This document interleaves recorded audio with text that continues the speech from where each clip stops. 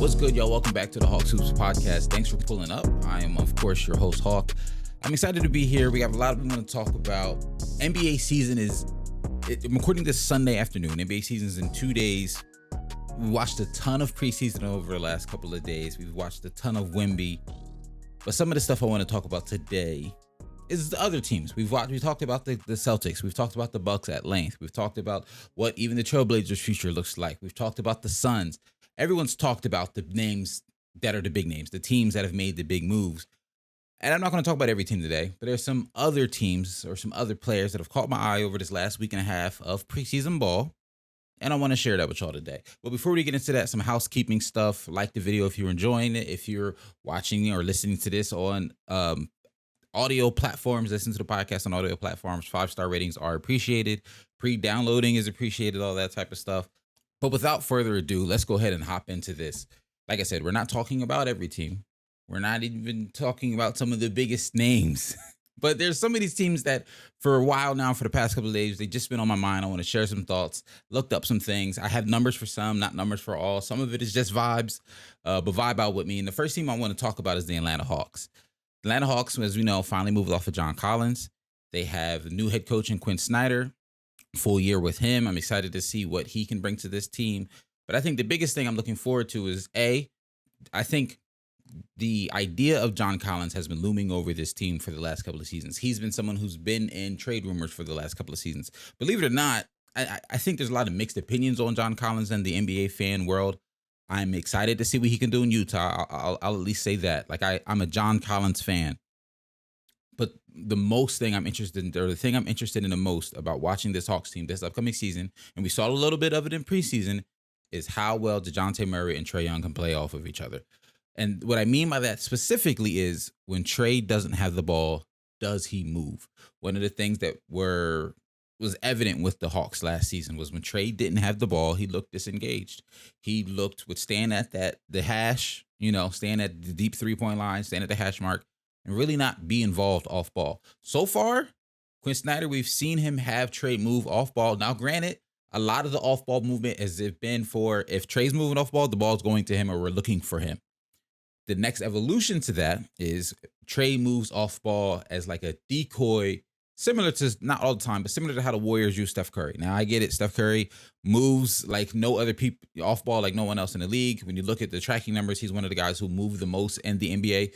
Very similar to Steve Nash, low-key. If you remember back in the day, Steve Nash, when they first started tracking how much players move on the court, Steve Nash was always towards the top of that rankings. Very similar to Steph Curry in the present NBA.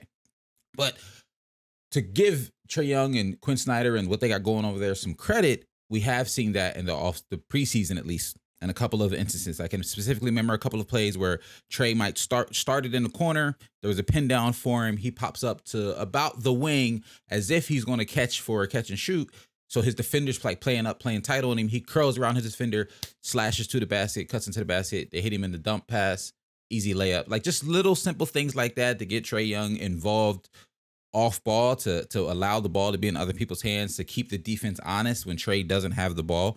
Because for me, it does two things. One, it gets Trae like a quick back cut layup like that off of a pin down. That's an easy bucket for him. That's don't got to exert a lot of energy, not trying too hard. It's not dribble, step back three.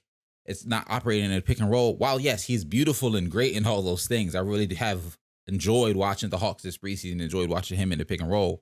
But if you can allow him to get 8 free buckets from just a backdoor cut, a pin down for a wide open three, a fake handoff, like those simple things, you can get him 8 to 10, or maybe not 10, but 6 to 8 points a game off of that. The game will become easier for him, allow him to focus maybe some more on playmaking, get other people involved, get DeJounte Murray more opportunities to have the ball in his hands because he's great with the ball in his hands as well.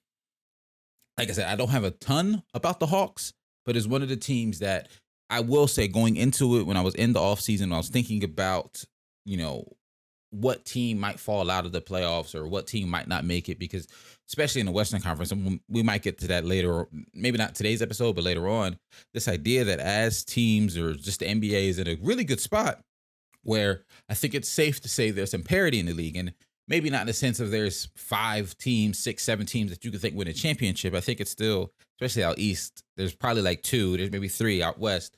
But in terms of just even looking at the play-in, getting into that top 6, how many teams can make that play-in? I think there's 11, 12 teams in both conferences that think at the very least they'll be top 10. So there's going to be some teams that are disappointed. And I'll be honest, I had to take a step back and realize maybe there was some hater in me. I was wondering if the Hawks were going to be one of those teams. But truly, I don't think so. They were a good team last year. They were in the play-in last year. I think they could potentially be in the play-in, if not the 6th seed again this year. I like what they're building, and I like what I've seen so far. Granted, like I said, 5-game sample size in a preseason, 4 or 5-game sample size in a preseason. But so far, I've liked what I've seen from Quinn Snyder, having a full training camp to work with these guys, getting some more off-ball movement for Trae. That's going to be the piece that unlocks them. Off-ball movement for Trae Young. I'll be honest, I don't love the rest of their roster. I love some pieces. I like Bobby being there. I like Onyeka Okongwu. I like Clint Capella. I think there's some room to growth for some of their younger wings, but I'm looking forward to seeing what the Hawks do in the future. I want to shift some gears and give a shout out to my guy Dan. I was on his podcast earlier this week. Well, at the time of this release, this is coming out on Monday morning. So on last Tuesday, I was on his podcast. I think it went up on last Wednesday. It's still relevant. I would suggest you go watch it. I'll link it in the show notes and link it in the description below. But there we talked about my finals prediction picks, my MVP, most improved player, rookie of the year. We talked about those things and gave a season preview, if you will. So I won't be necessarily giving out that here. I'm going to clip up some of that stuff, so you'll see it on my socials over the next couple of days. But I really suggest going back and checking out that episode. It was a really good, enjoyable podcast. But there was one thing I do want to maybe, I guess I'll say, repeat or add a little bit to. On that episode, we talked about our picks for most improved player. And the guy I have, I don't know if he's going to win it. I don't even think he's probably a favorite to win it. But to me, he's a dark horse that makes a lot of sense. And I'll tell you why.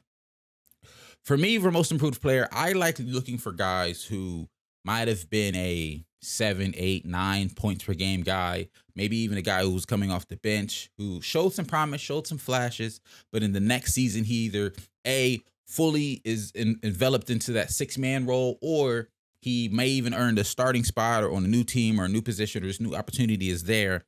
And going from 6, 7, 8 points to 15, 16, 17, doesn't even necessarily have to be 20, but you see maybe a 10 PPG increase, just maybe more effective, maybe he's rebounding better, maybe he's playmaking better, he's filling out the stat sheet in other ways. And I think, not always, but I think the Ja Morant year got us away from that a little bit. And some of the names that I've seen in conversation for potential MIP are guys who are already 20. Like I've seen a lot of people say, oh, Jordan Poole might be MIP. Personally, I don't think Jordan Poole, unless he jumps to like 30 points a game, which truthfully, I don't think he's going to. We'll get to him in a little bit. I don't think he should be in most improved category if he goes from 20 to 27 or 20 to 26. I don't see that for me personally. The guy that I think has a really good opportunity to be a dark horse most improved player candidate is Obi Toppin for the Indiana Pacers. And hear me out before you say, Hawk, what? Obi Toppin? He's going to be in the starting lineup. They've already shown that he's been in the starting lineup in the preseason. He's going to be in the starting lineup. He showed some promise with the Knicks. I always liked Obi with the Knicks. I just think between Mitchell Robinson, Julius Randle, they had bigs they just simply had bigs in front of him. There's nobody in front of him at the power forward position now. And I think, hear me out, as I describe this, I think you're going to be able to see what I'm going with here. I think he can have an Aaron Gordon type role for the Indiana Pacers. He's a good cutter. Obi Toppin is a great cutter. He's athletic, so he's a great lob threat for one of the best playmakers in the league in Tyrese Halliburton. He can shoot league average is. He can knock down an open 3. I'm not saying he's going to be a sniper out there. I'm not saying he's going to look up and taking 4 threes a game. He might be taking 1.5, 2 threes a game, but if he's taking 2, he might make 1. Like I think he's going to be around league average for shooting. And the biggest piece, not the biggest piece, but one of the biggest reason I think he can have this opportunity is because the guy who doesn't need the ball in his hands, so he's not taking the ball out of Tyrese Halliburton's hands. He's not taking the ball out of Miles Turner's hands. And they're already a team who likes to play fast. We know Tyrese likes to get out in open court and run. Obi Toppin can get a rebound, outlet it, and catch up. Like he can play in the open court, catch some lobs, get some dunks in the open court, and play that fast break basketball that the Pacers like to play. And there's spacing around him. Miles Turner can shoot the ball. Tyrese can shoot the ball. Buddy Hield can shoot the ball. Like there's space around this team. There's space in this lineup for him to work. And it's like I said, once again, I'm not saying he's a shoe-in for it, but it makes sense to me. I like the idea of him potentially getting most improved player. And then if I'm wrong, I'm wrong. But at the very least, he's a great fit for the Pacers, Indiana Pacers. At the very least, say he doesn't get MIP, say he doesn't whatever. I think he's going to have a better year than he did last year, just based off simply new opportunities going to be there.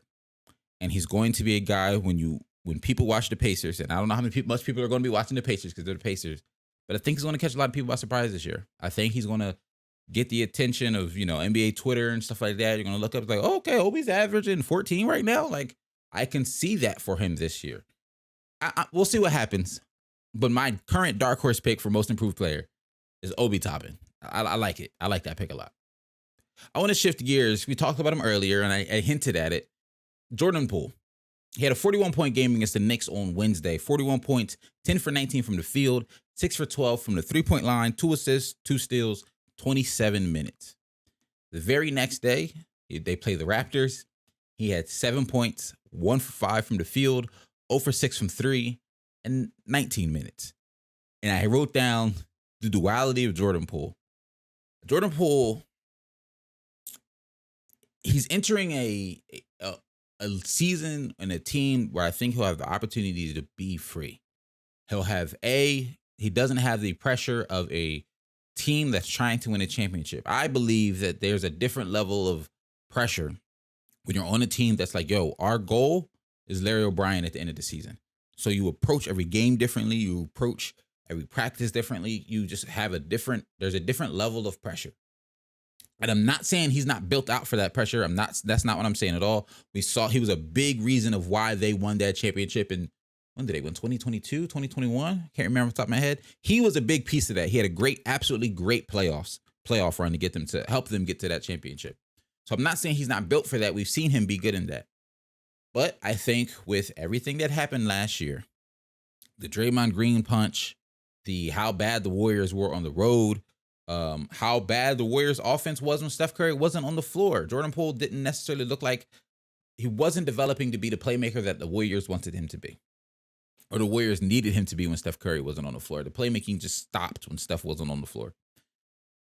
And that could be for a myriad of reasons. Klay wasn't the defender he was last year. Draymond didn't look as great as he has always, at least on the offensive side of the ball last year. So I'm not saying everything was Jordan Poole's fault. That's not where I'm going with here. The trade had to happen because if they're looking at the pieces that they have, honestly, Jordan Poole probably had the most value. So you go get Chris Paul. We'll talk about them later. I want to see some more of the Warriors before I really give a deep dive on them. But back to Jordan Poole. He has freedom with these Wizards team. It's Kyle Kuzma there, obviously. Kuzma had a good season last season. I think Kyle and him are going to likely be the only guys that significantly average over 20 points. We're talking 23 to 27 a game between the two of them. I think that's going to be their two go-to scores, those two. But I think you're going to have weeks where it's Jordan Poole went crazy and had 35, and then it's going to be a couple days later where Jordan Poole had 11 and was on some pretty bad shooting. And I think that's just going to be some growing pains with him because he's like I said, a new opportunity. He's free to do stuff. Like he's free. Some of the shots and especially in the Knicks game, some of the shots he was taking in that Knicks game were not shots he would have attempted if Steph and Klay and Dre are on the floor with the Warriors. Like they simply would not have taken some of those. It was not a lot, but a couple of transition threes, a couple of the defender is low key keeping up with me. I'm just going to step back twice and pull it, and it's cash. Like he was in the zone that day. Don't get me wrong, but there's going to be days where he takes those same shots and he's not in the zone, and he's going to be 0 for 6 from 3 like he was against the Raptors on Thursday. Me and my boys go back and forth on Jordan Poole a lot. We went back and forth a lot this summer. Some of my boys think he's going to be like 27 to 30 a game.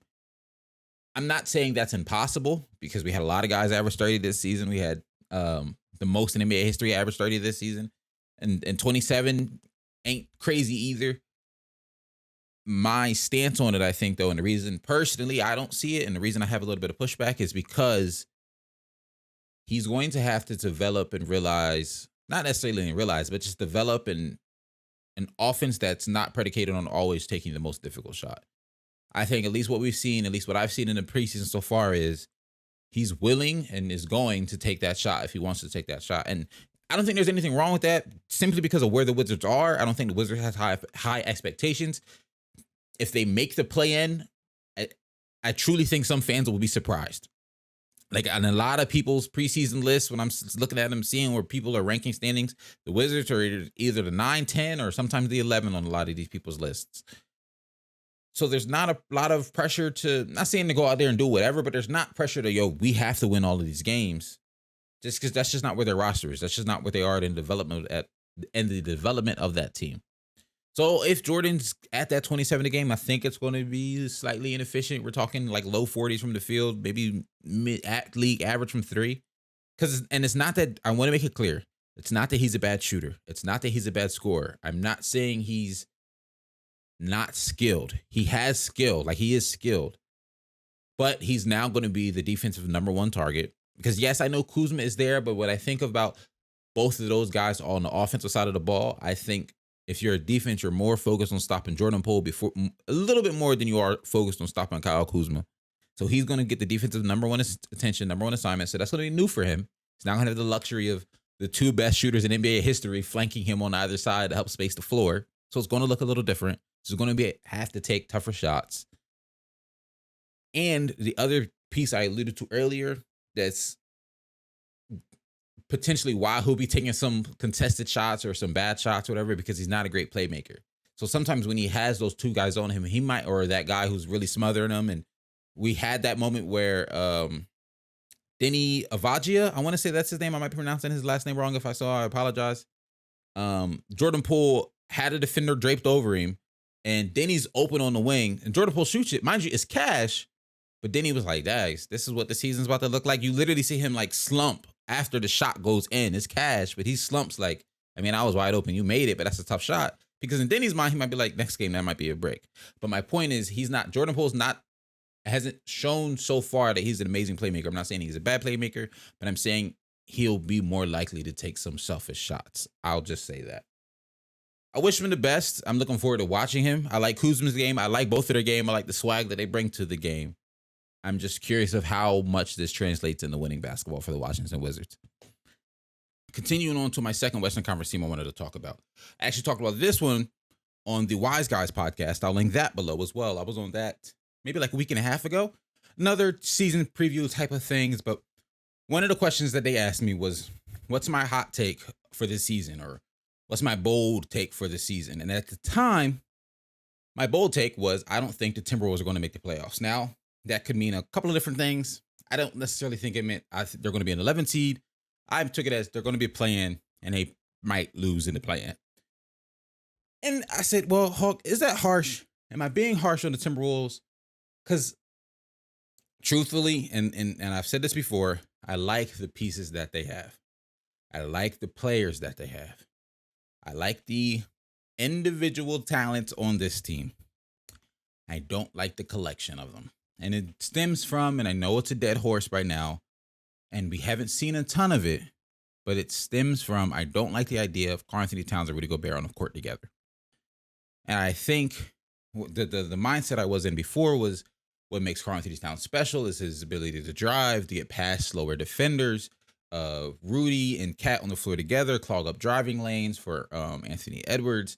He complained about that a lot in the beginning of the season when people were asking him, oh, you haven't really been dunking yet. And he's like, yo, how am I dunking get to the rim when it's Cat and Rudy in the paint, 2 7-footers in the way? And so I took a step back and asked myself, am I being too harsh?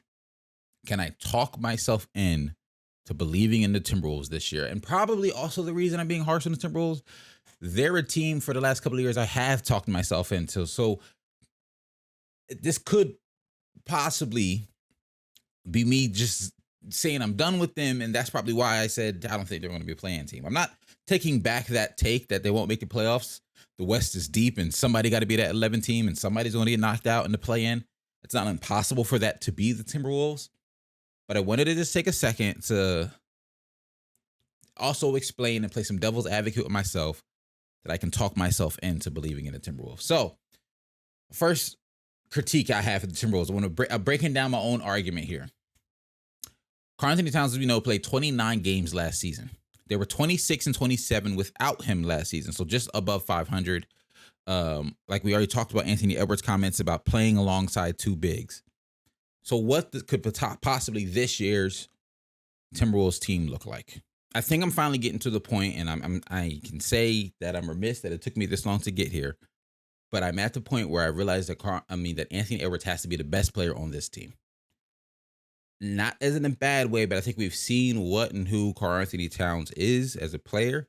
He's at best, and his best point per game season was 26 points per game back in the 2019-2020 season. We know that was a shortened season. He played 35 games. Year after that, he played 50 games, 24 points a game, 24 points a game. And then last season, he only even played 29 games, but 20 points on 36% from the three, almost 50% from the field. And he was better post-injury than pre-injury. Pre-injury, he was 32% from three on 5 attempts a game. When he got back from his injury, he was 46% from three on 5 attempts per game.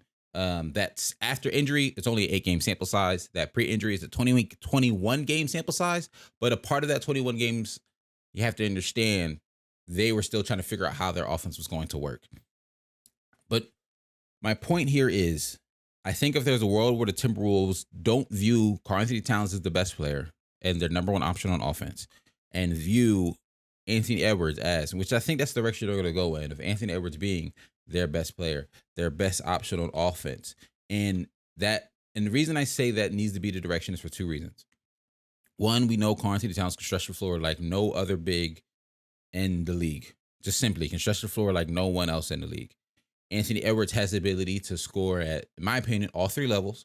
He can shoot the three ball well. He shot, which is crazy. I didn't realize he came into the league letting it fly like this. But last season, he shot 7 attempts a game on 37% from three, just above league average. Year before that was 8 attempts a game. Year before that was 7 attempts a game. So he's letting it. He's going to let it fly, and that's off the dribble, off the catch and shoot. He can get to the mid range. He has a nice little midi pull. He has a little mid range game, and we all know he can get to the basket. So he can score at all three levels at varying efficiency, varying levels of efficiency. But he can score at all three levels. We know Rudy Gobert is still one of the best defenders in the league. I know a lot of players will say that they're not scared of Rudy, that they're not necessarily looking at Rudy like a great rim protector when they're playing against him. For the last 4 or 5 seasons, some have been better than others. But even last year, the numbers don't lie. Rudy Gobert is still one of the better rim protectors in the NBA. If Cat is on the perimeter and Ant has the ball in his hands a lot, I like the way this team looks, but a lot of it is going to depend, and this is if I'm believing in what everyone else is believing, that Anthony Edwards is taking whatever this next step is. Last season, 24 points a game. For me, I know some people are saying the next step for him is like jumping into that 30. I don't know if we're going to see that, but if we could see him average 27, 28, like that's trending in the right direction that I think they need to move in. And then the other reason I think, at least based on how the team is orchestrated and how looking at their main 3 pieces of Rudy, Cat, and Ant. I'm saying main 3, including Rudy in that, because his contract is so much. As an organization, you got to find a way to make sure he's implemented and used properly on the court, just because you're paying him so much. But if the ball's in Ant's hands the most of the time, it means it's not in Karl-Anthony Towns' hands. And the reason I'm pointing that out as a good thing is because as much as, and I've been saying it all summer, and I realized I had to catch myself. I've been talking about what makes Karl-Anthony Towns special is his ability to put the ball on the ground and dribble past slower defenders. Well, with him at the 4, I no longer like the idea of him putting the ball on the ground. There were so many times in the playoffs last season where Karl-Anthony Towns had the ball at either the top of the key or at the free throw line and went to put the ball in the ground to try to drive, and it turned into either a bad shot or a turnover time after time after time after time. He didn't really try to get in the post that much, and I'm thinking that just these past playoffs, wasn't really trying to attack the post that much. It was a lot of drives from Karl-Anthony Towns that were simply unsuccessful. So if the ball's out of Cat's hands, relegating him to more of a spot-up shooter and a guy you can post up when Rudy's not on the floor, trying some different lineups, still keep him involved. Like, I think you're still going to need at least 22 from Cat a game, but I don't think you're going to get 26 from Cat. At least the way this team is assembled with Rudy on the court together, Cat can't operate in the post like we're used to when Rudy's on the floor. So he's going to be relegated to a lot of 3-point shooting. But I don't think that's necessarily a bad thing, because also at the same time, I can talk myself into liking the rest of this roster. Jaden McDaniels, the defense between Rudy and Jaden McDaniels, the defense is going to be solid. This is going to be a solid, at worst, a solid above average defensive team at worst, solely off the strength of Jaden McDaniels and Rudy Gobert. Now, if Anthony Edwards can buy into some defense, Mike Conley can stay healthy and he's not physically the defender he has been throughout his career, but if he can mentally still be that defender he's been throughout his career, Nickeil Alexander-Walker, Troy Brown Jr., I like Kyle Anderson, Naz Reid. Like, I can Shake Milton, I thought was a really good pickup for them as well this past offseason. I can talk myself into liking this roster. I really can. They were 5-0 in the preseason. I don't put a lot of stake or a lot of stock in preseason records personally, because so many teams, the fourth quarter, they end with whoever. Like, they end a lot of fourth quarters with guys who aren't going to see end of games during the regular season. So I don't typically put a lot of stock in preseason record, but 5-0 is 5-0. I'm not saying this Timberwolves team is going to be contending for a championship, but I could see them being a 6 seed to the 10 seed. I can see the range. But I also can see when Timberwolves fans, and it might be because I follow a lot of Timberwolves fans on Twitter, but when Timberwolves fans are on Twitter telling me that the Wolves are going to be good, this is the next step for Ant. If Ant can take the next step, I can talk myself into liking this Timberwolves team. But if Ant cannot take the next step, and you're having to rely on Karl-Anthony Towns, and this is not a knock on Karl-Anthony Towns, I want to make this clear. This is not a knock on Karl-Anthony Towns. But having him at the 4 puts him at a disadvantage to what his skill set is. So if he has to, and I know y'all be saying, well, he played a lot of the 4 before we got Rudy. It's yes and no, because the size of the player that was playing the 5 is not the size of Rudy Gobert. So the other team has to put a big on Rudy at the 5 and not put their power forward at Rudy at the 5 like they were able to do last year when they had other guys playing the 5. Well, 2 years ago when they had other guys playing the 5 before they got Rudy. Hopefully that makes sense. So if Anthony Edwards takes the leap, I like this team. If he doesn't take the leap, and it's not even saying it's a bad thing, and he's not a bust if he doesn't take the leap, because he's only going to be in year 4. He was a first-time All-Star last year in his 3rd year in the league. If he does exactly what he did last year, about 25 a game on some solid efficiency, that's not a regression, and I'm not saying he's a bust. I want to make that clear. But if he just does that, then they could be out in the play-in. That's all I'm saying. But if not, they might, at worst, maybe be a first-round exit, because I still don't see him being a home court advantage team in the playoffs in the first round, but I could be wrong. I just don't see it. But I'm at least excited to watch the Timberwolves, because I'm finally, to an extent, seeing what they got going on. I'm trying to convince myself to see the vision. I'll say that. The next Western Conference team I want to talk about for different reasons are the Houston Rockets. Listen, it's a small sample size, but I really like what I saw from Jabari Smith Jr. in the 4 games that I saw him in the preseason. Specifically, 20 against the Spurs, 22 against the Pelicans. His use of his height and the mid-range, getting to his spots, had some jab work, catch and shoot, open threes was solid. He's 47% from 3 on 4 attempts in the preseason so far. Now, granted, you're going to have some flip side of that. 9 points against the Spurs, 7 points against the Heat. But once again, this team is young. This team is developing. And based on these couple of preseason games that I saw, because in the games against the Spurs and the Heat, Jalen Green had good games. Amin Thompson might have had a good game. The Fred and Dillon impact, I've seen some of it. I need to watch them to see more, because to be honest with you, as I was watching these games, I was looking to watch the young guys more than I was looking to see how Fred and Dillon were impacting these teams. Because the Spurs game, I didn't even see live. I watched those highlights. And honestly, I think the Pelicans game, I watched the highlights too as well.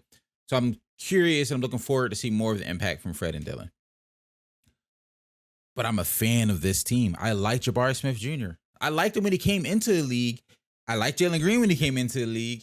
I just thought this team needed some better point guard play. And between Amin Thompson and Fred and Dillon, I think they'll be able to figure out the playmaking responsibilities, and especially between Fred being able to just, I think, settle the team and be a solid point guard for them. They don't necessarily need him to go out and be a crazy scorer. They have guys who can do that, but Fred's going to probably give you like 15 to 18 a game. He can, be a 20-point per game guy in my mind if he needed to be.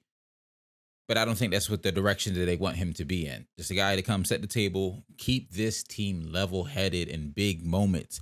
Keep this team from being a team who's in a game for 3 quarters, but just because they're so young, turn out to do some dumb stuff in the fourth, and next thing you know, the game's over.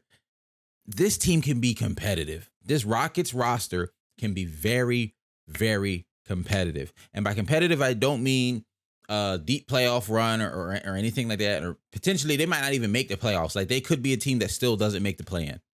I think that's their goal. I think that's what they're aiming for. But they could just miss the play-in. They could be the 11th team. It's possible. They're just that young, and some teams are just talent for talent and experience can be and are better. But this team has potential to be good. I like what they have. I like the addition. I like Sengun still. Dillon Brooks, we already talked about him. Aaron Holiday was a good pickup this offseason. And then Jeff Green being there is also a really good pickup for them. My light just died. I like this team. Jock Landale, good pickup. Torrey Easton, I'm a fan of. Reggie Bullock, I'm a fan of. These aren't like Jason Tate, even Cam Whitmore. These aren't guys who are like OD needle movers. Don't get it twisted. I'm not saying Jock Landale is going to be the sixth man for this team, come off the bench and be the missing piece that they needed. What I am saying is, though, they have guys who have played in playoff moments, who have been on deep runs, who aren't necessarily the stars. Yeah, the young guys are still the young guys. The stars and the guys who they think and want to be their future are still the young guys. But they have guys who the Jeff Greens, the Jock Landales, Dillon Brooks and Fred VanVleet, obviously. Aaron Holiday, even to an extent, he's been on some good teams. They have guys who have been on good teams who can keep the young guys level-headed. They have a good coach in Ime Udoka. After seeing him in the preseason, like I said, I can't tell you, I'm not even sit here and lie to you and say I'm gonna watch every Rockets game this upcoming season, because I'm not. But I'm gonna try to stay tapped in, because what I've seen in the preseason, I've liked. And now we have I got some quick hitters I wanted to go to, some things that have happened. Some of it is news-wise. Some of it is just things I've seen that I necessarily don't have as in-depth of an analysis, but I either liked or didn't like what I saw. So just want to share some things with y'all. Some quick hits, if you will. Marcus Smart looked good with the Grizzlies. He has looked good with the Grizzlies so far. He's not doing too much. He's making some smart decisions with the ball. He's distributing the ball. I like the way he's looked with the Grizzlies. In that same breath, today, about 2 hours ago, the Grizzlies announced that Steven Adams underwent season-ending surgery on his knee, and he will not play this year. I don't love that for them. We talked about Jaren Jackson Jr. rebounding struggles in FIBA this year. The Grizzlies struggled without Adams last year. He went down in January last season. With him, they were 24-14, and without him, they were 19-16 last season. They're going to miss him. They're going to miss his impact. He's a really good rebounder. He's a guy who is just a big body. He's not necessarily, I would consider, someone who's like a vertical rim protector in the sense of he's jumping and blocking shots, but he's just a big body who can defend other centers. He's a big body that you got to drive around when trying to attack the basket. They're going to miss his impact for sure.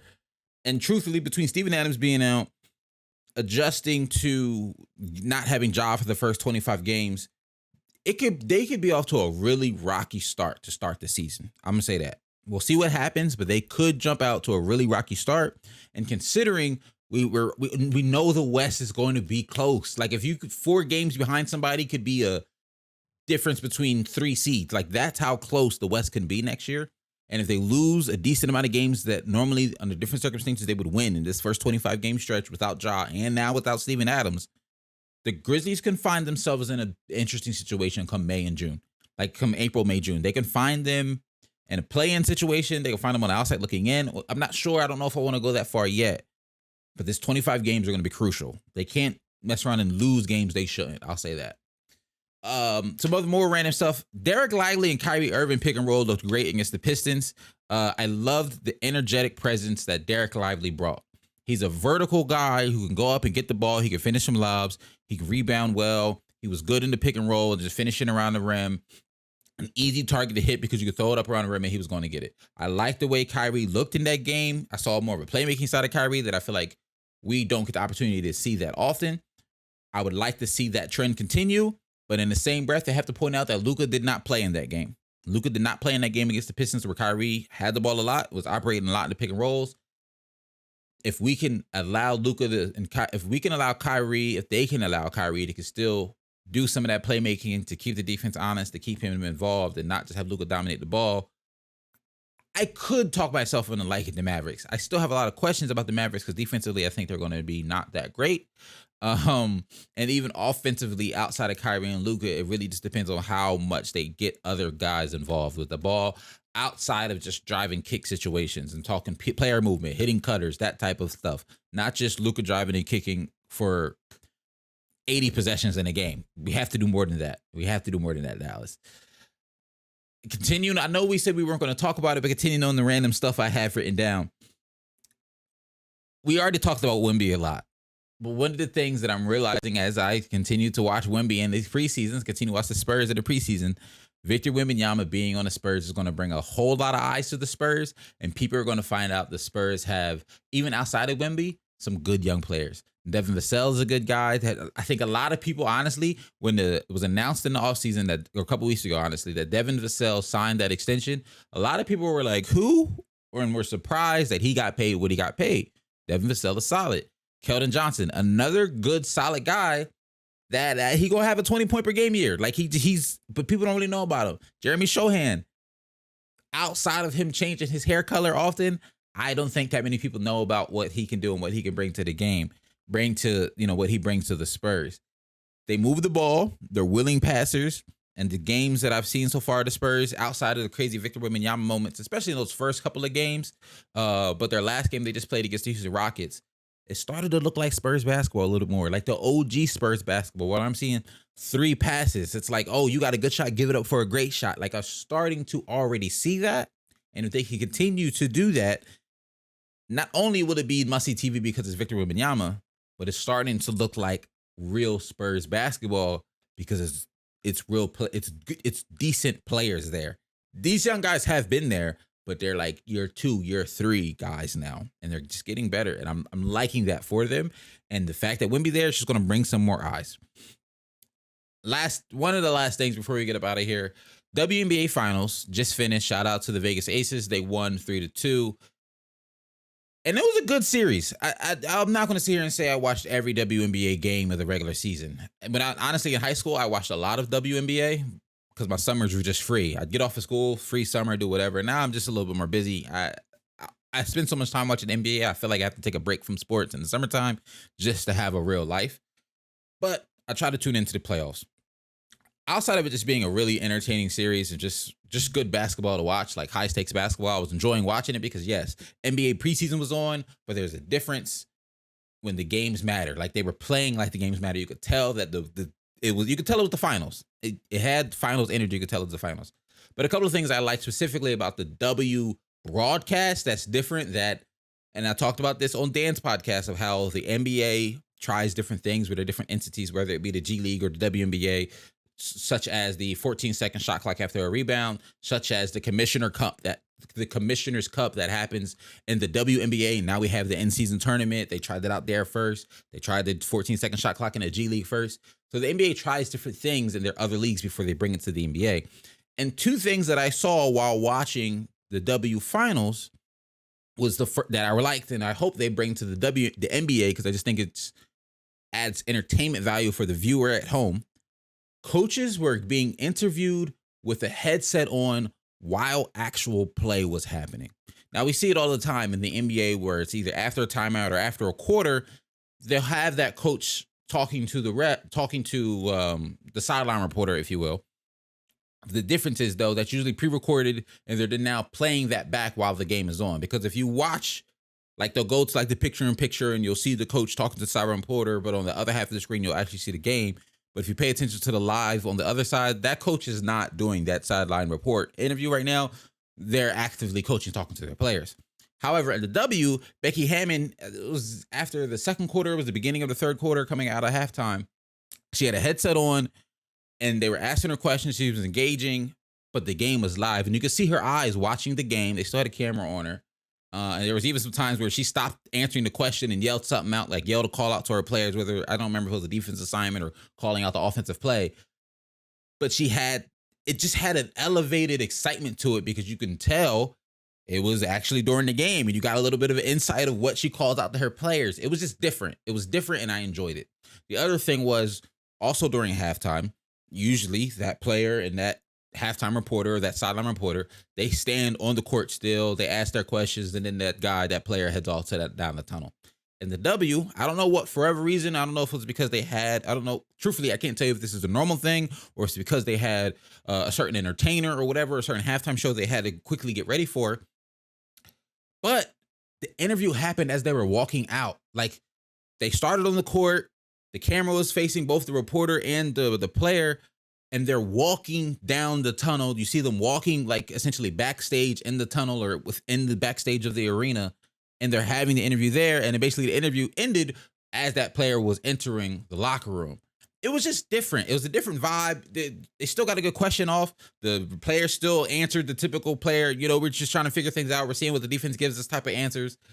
But it was just different optically, and I enjoyed it. Hopefully the NBA does something like that soon with it, with their broadcast at NBA. I know the TV deals and TV contracts are coming up soon. That's been a big conversation point over the last couple of months this past summer, and looking at contracts and new money coming into the league. I'm personally hoping one of the things that are in these new TV talks and this new TV deal is new way to do broadcasts, whether that be coaches have a headset on for times while they're having their interview with the sideline reporter live during the game, or that halftime interview walking down the arena tunnel, just to add something new, to add something different to the game.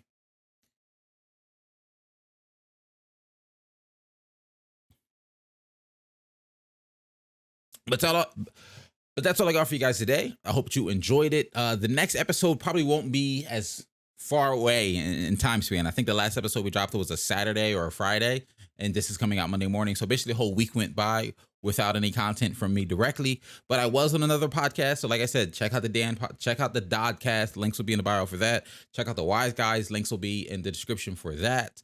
Both of those podcasts, we talked about a lot of preseason, not necessarily preseason stuff, but I gave more thoughts on the Dame move, the Drew move, talked about Wemby, talked about finals picks, talked about MVP picks, talked about rookie of the year, all of that great NBA preview season stuff I did on those other guys' channels and those other guys' podcasts. So go check them out, go support them, and I'll see you guys next time. And thanks for watching.